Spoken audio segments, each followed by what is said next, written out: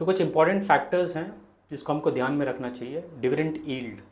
तो ये है कि अगर कोई कंपनी ने 1 रुपये का डिविडेंड अनाउंस किया है पर शेयर और वही शेयर आपने 20 रुपये में ख़रीदा है तो 1/20 होता है 5%। तो डिविडेंड यील्ड है 5%। तो आपको 5% का इसमें प्रॉफिट मिला है या फिर रिटर्न मिला है। तो कभी भी ध्यान रखिए कि कंपनी देती है बुक वैल्यू पे। बुक वैल्यू शायद 10 रुपीज़ होगा, तो उस पर अगर वो बोल रहे हैं कि 100% देते हैं तो वो 10 रुपीज़ दे रहे हैं, ना कि जो करंट शेयर प्राइस है। और दूसरा है हिस्ट्री। आपको देखनी है कि पहले इसका ट्रैक रिकॉर्ड कैसा है, ये हमेशा डिविडेंड पे कर रही है कि सिर्फ इन्वेस्टर्स को अट्रैक्ट करने के लिए।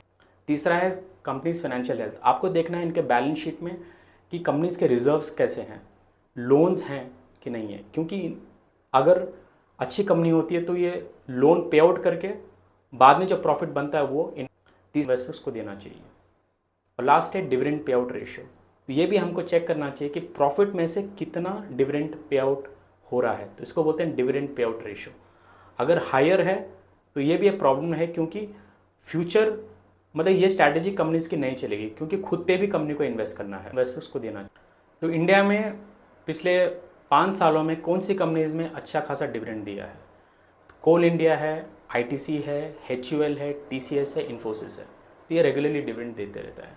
और दूसरे कंपनीज जो हैं वो वेदांता है, हिंदुस्तान जिंक है, इंडियन ऑयल है, भारत पेट्रोलियम और HCL है।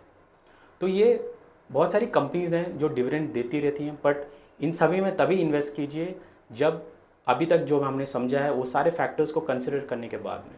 तो डिविडेंड एक अच्छा ऑप्शन है, बट ये आप रेंटल के हिसाब से देखिए। आपका घर का कीमत भी बढ़ना चाहिए, तभी रेंट भी कोई सेंस बनता है। Thank you.